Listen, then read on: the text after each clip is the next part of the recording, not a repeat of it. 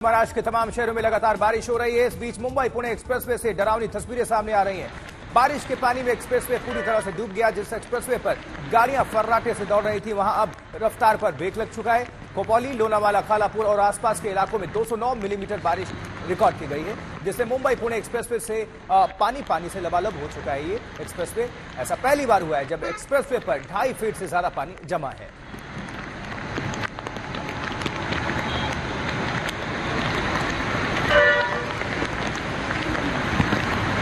तस्वीरें आप देखिए, बारिश में डूबा पुणे मुंबई एक्सप्रेसवे। और ऐसा पहली बार है जब इतना पानी जमा हो चुका है और गाड़ियों की जो रफ्तार है उस पर कह लीजिए कि ब्रेक लग गया। एक तरह से बहुत धीमी गति से गाड़ी आगे बढ़ रही है चूंकि पानी जमा है, और पहले इस एक्सप्रेसवे पर गाड़ियां फर्राटे से आगे बढ़ती थी। उधर बिहार में बारिश और बाढ़ जमकर कहर ढा रहे हैं। बागमती नदी में उफान की वजह से मुजफ्फरपुर के तमाम गांव जलमग्न हैं। बांसघाटा पंचायत के 100 से ज्यादा घर डूब चुके हैं। बकुची घाट पर बने पीपा पुल पर 4 फीट ऊपर पानी बह रहा है। लोग जान खतरे में डालकर तेज बहाव के बीच पुल से गुजर रहे हैं। दुकानों से लेकर स्कूल तक सभी पानी से लबालब हैं। बाढ़ पीड़ितों को बाहर निकालने के लिए नाव के साथ रेस्क्यू टीमें तैनात हैं। बिहार में मधेपुरा बाढ़ से हालात बेहद खराब हो चुके हैं। नेपाल में हुई बारिश और कोसी बैराज से छोड़े गए पानी की वजह से मधेपुरा के तमाम गांव डूब चुके हैं। पिछले एक हफ्ते से लगातार बारिश हो रही है। करीब एक हफ्ते कोसी का जलस्तर लगातार बढ़ रहा है। मधेपुरा के पुलौत गांव तमाम वहां पर घर डूब चुके हैं। बाढ़ से बचने के लिए लोगों ने पास के ही एक पुल पर शरण ले रखी है। बिहार में कोसी नदी एक बार फिर से अपना रौद्र रूप दिखा रही है और किस तरीके के हालात हैं वो दिखाने के लिए हम मौजूद हैं इस वक्त मधेपुरा जिले के फुलौत गांव में। और फुलौत के आसपास की तस्वीरें पहले आपको हम दिखा दे रहे हैं। चारों तरफ आप देखिए किस तरीके से ये पूरा गांव और आसपास के कई गांव जो है वो पूरी तरीके से जलमग्न हो चुके हैं। और जिस जगह पे हम खड़े हैं यहाँ पर तकरीबन 4 से 5 फुट पानी है। आगे अगर मैं बढ़ूंगा तब और ज्यादा यहाँ गहरा है, बेहद खतरनाक है। और पीछे आप ये देख सकते हैं किस तरीके से ये तमाम घर जो है मेरे पीछे, ये झोपड़ियां हैं, ये सब जो है वो पूरी तरीके से जलमग्न हो चुके हैं। लेकिन जो लोग हैं वो अपने घरों को छोड़ने के लिए तैयार नहीं है। और इन घरों में बहुत सारे ऐसे लोग थे जो अब सुरक्षित स्थान पे जाने के लिए, आपको हम थोड़ा दिखाते हैं। ये जो आप एक बड़ा पुल देख रहे हैं मेरे दाहिने तरफ, इस पुल पर जाकर उन लोगों ने शरण ले ली है, क्योंकि पिछले 2-3 दिनों में कोसी का पानी इस पूरे इलाके में जबरदस्त तरीके से बढ़ा है। उसके वजह से ये तमाम जो घर हैं, ये तमाम घर जलमग्न हो चुके हैं। और इसके वजह से कुछ लोग यहाँ पर रुक गए हैं, लेकिन बाकी इनके परिवार वाले जो हैं वो ऊंचे पुल पर जाकर उन्होंने शरण ले ली है। आइए कुछ लोगों से चल के बात करते हैं, जानने की कोशिश करते हैं। हर साल यही समस्या इन लोगों को जो है उससे दो चार होना पड़ता है, लेकिन इसका निदान किसी के पास ऐसा लगता है मानो नहीं है। कि कब से ऐसा हालात है यहाँ पर? यहाँ पर तो बहुत दिन से ऐसा स्थिति है कि बहुत बुरा तरह से है। इन सबको रहने का व्यवस्था भी नहीं है। कोई सरकारी मदद, कोई प्रशासन का लोग आके कोई देता है? वो अभी कुछ नहीं, कोई कुछ देखने नहीं, कुछ नहीं अभी। हर साल एक समस्या। हाँ, हर साल एक समस्या आता है। कितने महीना तक ये समस्या रहेगा आप लोगों? 3 महीना रहता है सर। 3 महीना रहता है। 3 महीने तक ये समस्या जो है, 3 से 4 महीने तक जो है वो इन लोग को झेलना पड़ता है। और सरकारी मदद नहीं मिलना इनके मुश्किलों को जो है और ज्यादा बढ़ा देता है। उधर राजस्थान के धौलपुर, चूरू और टोंक जिलों में पानी आफत बनकर बरस रहा है। सड़कें बरसाती नाले में तब्दील हो चुकी हैं। उस बीच मौसम विभाग ने अगले 24 घंटे में भारी बारिश का अलर्ट भी जारी किया है।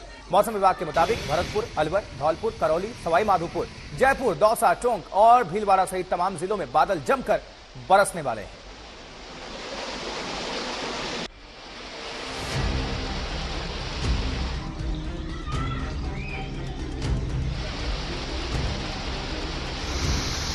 भारी बारिश में डूबे राजस्थान के शहर, सड़कों पर बहते सैलाब की रफ्तार, हर चीज को बहा ले जाने को बेताब। बारिश और बाढ़ से मची अफरा तफरी। सड़क पर पूरी रफ्तार के साथ बहते पानी की ये तस्वीरें राजस्थान के टोंक जिले की हैं। 10 दिन के अंदर लगातार दूसरी बार टोंक पानी पानी हो गया। सड़क पर इंसान का चलना तो दूर की बात, रोड पर खड़ी गाड़ियों को बचाने के लिए जद्दोजहद करनी पड़ी।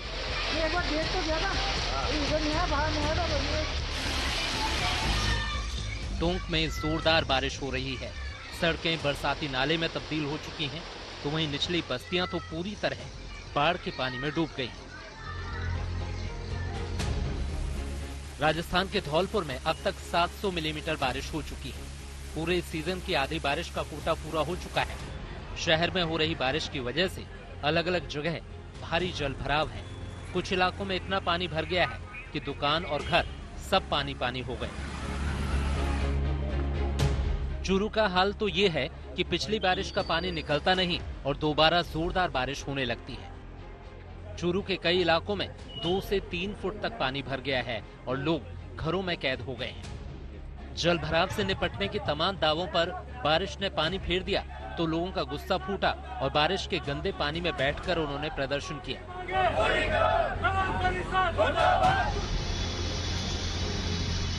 आसमानी आफत का दौर अभी खत्म नहीं हुआ है। मौसम विभाग ने आज भी भारी बारिश की चेतावनी दी है। आज पूर्वी राजस्थान में भरतपुर, अलवर, धौलपुर, करौली, सवाई माधोपुर, जयपुर, दौसा, टोंक और भीलवाड़ा समेत तमाम जिलों में बादल जमकर बरसने वाले हैं। मौसम विभाग के मुताबिक आने वाले दिन राजस्थान के लोगों के लिए और भारी हो सकते हैं। आज तक ब्यूरो।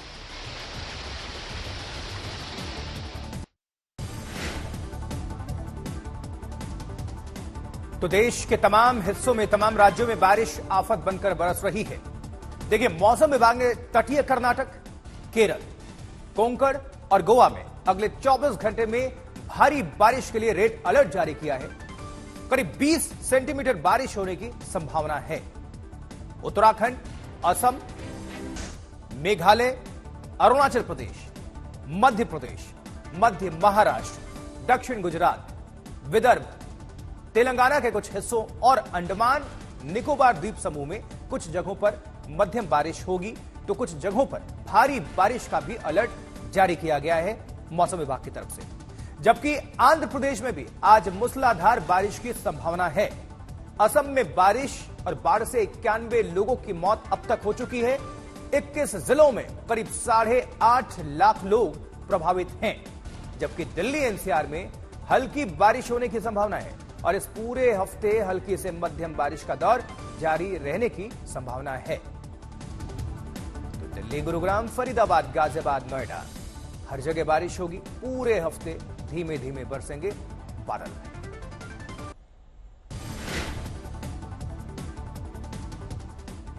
उत्तर प्रदेश में भारी बारिश की वजह से नदियां उफान पर हैं। 17 जिलों में बाढ़ के हालात हैं। करीब 1500 गांव पानी में डूब रहे हैं। बाढ़ की वजह से करीब 97 गांवों का संपर्क शहरों से पूरी तरह से टूट चुका है, कट चुका है। मौसम विभाग की भविष्यवाणी के मुताबिक आज भी यूपी के कई जिलों में मूसलाधार बारिश की संभावना है। यूपी के 11 जिलों में मौसम विभाग ने अलर्ट जारी किया इस बाबत।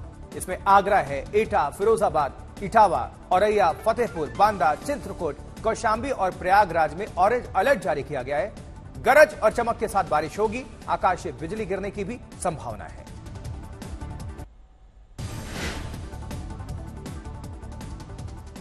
मैदान में सैलाब है तो पहाड़ों पर लगातार भूस्खलन हो रहा है। बारिश की वजह से पहाड़ों से मलबा और भारी चट्टाने दरक रहे हैं। पौड़ी में कल भारी बारिश हुई, जिससे पुराने बस अड्डे के पास पेड़ और बिजली का खंभा सड़क पर आ गिरा। पौड़ी में तमाम सड़कें मलबा और पत्थर आने से बंद पड़ी हैं। पौड़ी के करीब 10 अहम सड़कों पर यातायात पूरी तरह से ठप है। तस्वीरें आपको लगातार दिखा रहे हैं। हर बार जब भी बारिश होती है, मानसून आता है, तबाही भी साथ लेकर आता है।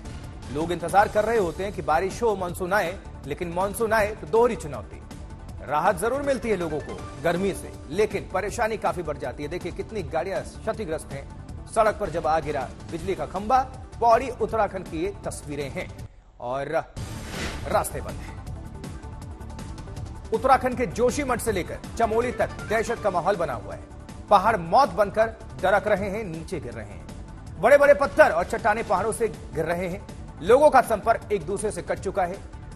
फिलहाल बीआरओ चट्टानों को काटकर हटाने की कोशिश में है और ऐसे में कई किलोमीटर तक गाड़ियों की लंबी लाइनें यानी कि भारी जाम है। पिछले कई दिनों से लोग भूस्खलन के कारण फंसे हुए हैं।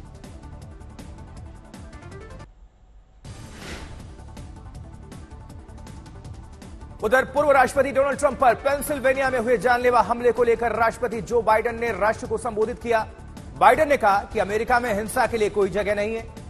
जो बाइडेन ने कहा कि हमले की जांच अभी शुरुआती चरण में है।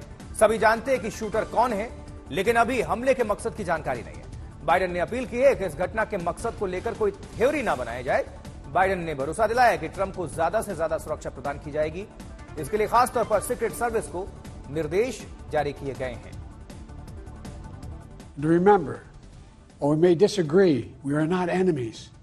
We're neighbors, we're friends, co-workers, citizens, and most importantly, we're fellow Americans. We must stand together. Disagreement is inevitable in American democracy. It's part of human nature. But politics must never be a literal battlefield, or God forbid, a killing field. You know, that's how we do it, at the battle box, not with bullets. The power to change America should always rest in the hands of the people, not in the hands of a would-be assassin. America में Donald Trump पर हमला हुआ तो BJP ने राहुल गांधी को निशाने पर ले लिया। दरअसल राहुल गांधी ने ट्रंप पर हुए हमले की निंदा की तो बीजेपी आईटी सेल के प्रमुख अमित मालवीय सोशल मीडिया पर एक पोस्ट में उन्होंने कहा कि उनके शब्दों में गंभीरता का अभाव है। अमित मालवीय ने आरोप लगाया कि राहुल गांधी पीएम मोदी के खिलाफ हिंसा को बढ़ावा देते रहते हैं। मालवीय ने राहुल गांधी के पुराने कुछ बयानों को जोड़कर तैयार किया गया एक वीडियो भी शेयर किया है। मालवीय ने एक्स पर लिखा है कि राहुल गांधी ने मोदी के खिलाफ तानाशाह जैसे शब्दों का इस्तेमाल किया है। बीजेपी ने हमला बोला तो कांग्रेस ने भी पलटवार किया। मणिकम टैगोर ने कहा कि नफरत फैलाने का काम आरएसएस का है, कांग्रेस तो प्यार बांटती है। RSS is an organization which spreads hate. Congress is an organization which spreads love. We all know that Mr. Rahul Gandhi ji's family members, two of them, Indira Gandhi ji as well as Rajiv Gandhi ji, has been victim of political violence, and we have been against this kind of violence. Mr. Rahul Gandhi ji has walked for 4,000 kilometers against hate and violence. इधर उत्तर प्रदेश में मुख्यमंत्री योगी आदित्यनाथ ने कहा है कि लोकसभा चुनाव में party का खराब प्रदर्शन अति आत्मविश्वास का नतीजा है। बीजेपी कार्य समिति की बैठक में योगी आदित्यनाथ ने कहा कि कार्यकर्ताओं ने अपने स्तर पर काफी मेहनत की है और जिन सीटों पर बीजेपी हार गई है वहां कार्यकर्ताओं को बैकफुट पर आने की जरूरत नहीं है। योगी ने कहा है कि जब तक सत्ता में है तभी तक सम्मान है, सरकार को खरोंच आई तो असर सभी पर होगा। सीएम योगी ने आम चुनाव के परिणामों का भी जिक्र करते हुए कहा कि इसमें कोई शक नहीं है कि जितना वोट परसेंट 2014, 17 और 2022 में बीजेपी को मिला, 2024 में पार्टी उस पायदान तक नहीं पहुंच पाई।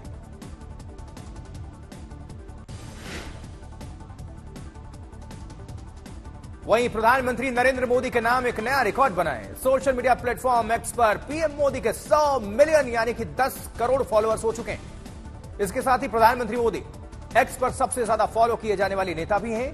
पिछले 3 साल में प्रधानमंत्री मोदी के एक्स पर लगभग 30 मिलियन यूजर्स की बढ़ोतरी हुई है।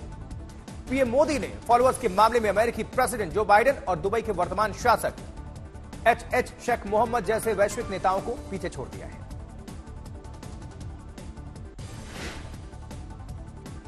इधर राजधानी दिल्ली के जीटीबी अस्पताल में उस वक्त हड़कंप मच गया जब एक शख्स ने सर्जरी वार्ड में घुसकर एक मरीज को गोलियों से भून डाला। 23 जून को रियाजुद्दीन पेट में इंफेक्शन की शिकायत के चलते एडमिट हुआ था। कल शाम करीब 4 बजे एक लड़का उससे मिलने पहुंचा और मौत की घाट उतार दिया। जीटीबी में हुई इस वारदात के बाद रेजिडेंट डॉक्टर्स एसोसिएशन ने अनिश्चितकालीन हड़ताल का ऐलान किया है।